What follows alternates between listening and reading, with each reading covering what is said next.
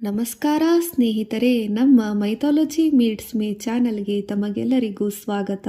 ಈಗ ನಾವು ಮಾತನಾಡಲಿರುವ ವಿಷಯ ಜನನ ಮರಣ ಚಕ್ರದಿಂದ ಮುಕ್ತಿ ಕರುಣಿಸುವ ಮಾರ್ಗವನ್ನು ಬಿಂಬಿಸುವ ಮೋಕ್ಷದ ಏಕಾದಶಿ ಬಗೆಗೆ. ಮೋಕ್ಷದ ಏಕಾದಶಿಯ ಬಗೆಗಿನ ದಿವ್ಯ ಮಾಹಿತಿ ಮಹಿಮೆಯನ್ನು ಕುರಿತು ಚರ್ಚಿಸೋಣ ಬನ್ನಿ. ಮೋಕ್ಷದ ಏಕಾದಶಿ ಯಾವುದು?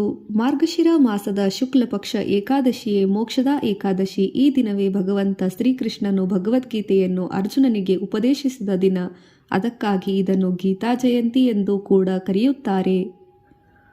ವೇದಗಳಲ್ಲಿ ಏಕಾದಶಿ ಉಪವಾಸವನ್ನು ಮನಸ್ಸಿನ ಶುದ್ಧಿ ಹಾಗೂ ಪಾಪಕ್ಷಯಕ್ಕಾಗಿ ಉತ್ತಮವೆಂದು ಹೇಳಲಾಗಿದೆ. ಉಪನಿಷತ್ತಿನಲ್ಲಿ ಆತ್ಮಜ್ಞಾನವೇ ಮೋಕ್ಷ ಎಂದು, ಗೀತೆಯಲ್ಲಿ ನಿಷ್ಕಾಮ ಕರ್ಮವೇ ಮುಕ್ತಿ ಮಾರ್ಗ, ಪುರಾಣಗಳಲ್ಲಿ ಏಕಾದಶಿ ವ್ರತವೇ ಪಾಪನಾಶಕ ಎಂದು ಹೇಳಲಾಗಿದೆ.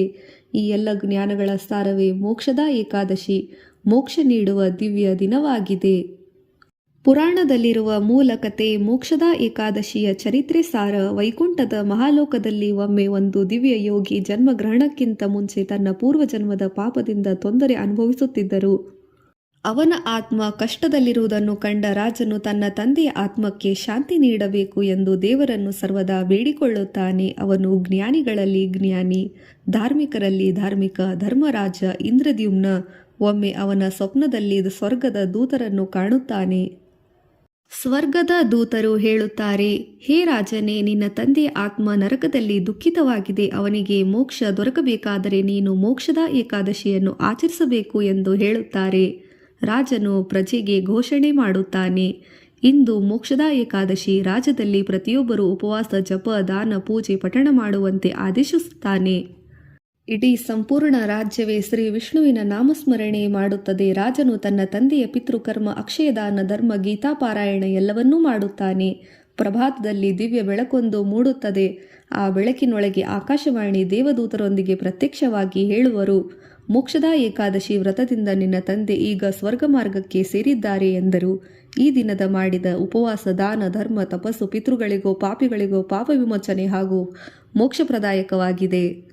ಪುರಾಣದ ತಾತ್ಪರ್ಯ: ಮೋಕ್ಷದ ಏಕಾದಶಿ ಪಿತೃಗಳಿಗೆ ಶಾಂತಿ ಮತ್ತು ಮನಸ್ಸನ್ನು ಜೀವಿತಕ್ಕೆ ಶುದ್ಧಿ, ಆತ್ಮಕ್ಕೆ ಮುಕ್ತಿಯನ್ನು ಕರುಣಿಸುತ್ತದೆ.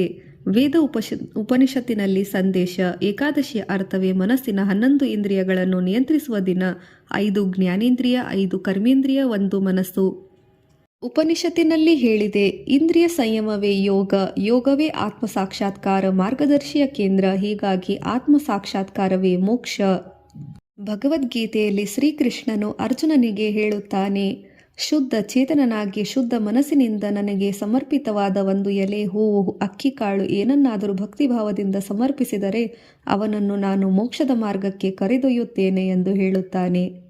ಮೋಕ್ಷದ ಏಕಾದಶಿ ಹೇಗೆ ಆಚರಿಸಬೇಕು? ಬೆಳಿಗ್ಗೆ ಪವಿತ್ರ ಜಲದಿಂದ ಸ್ನಾನ ಮುಗಿಸಬೇಕು. ತುಳಸಿ, ವಿಷ್ಣು ದೇವರಿಗೆ ಪೂಜೆ, ನೈವೇದ್ಯ ಸಮರ್ಪಿಸಬೇಕು. ಗೀತಾ ಪಾರಾಯಣ, ವಿಶೇಷವಾಗಿ ಅಧ್ಯಾಯ 2, ಅಧ್ಯಾಯ 18 ಓದಬೇಕು. ಉಪವಾಸದ ನಿಯಮದಂತೆ ನೀರು, ಹಣ್ಣು, ಏಕಭೋಜನ, ಫಲಾಹಾರ, ಸಾತ್ವಿಕ ಸತ್ವ ಆಹಾರದಲ್ಲಿ ಶುದ್ಧತೆ ಇರಲಿ. ಬ್ರಾಹ್ಮಣ, ಗೌಶಾಲೆ, ಅನ್ನದಾನ ಮಾಡಬಹುದು. ರಾತ್ರಿ ಹರಿಜಾಗರಣೆ, ಹರಿನಾಮಸ್ಮರಣೆ, ಹರಿಕತೆ ಮಾಡಬಹುದು.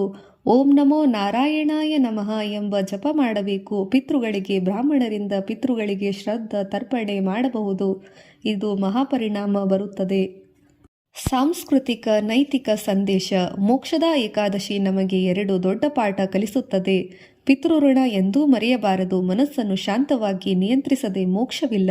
ಕರ್ಮ, ಜ್ಞಾನ, ಭಕ್ತಿ ಈ 3 ಪ್ರಕಾರದ ಸಮನ್ವಯವೇ ಮುಕ್ತಿಗೆ ಕಾರಣ.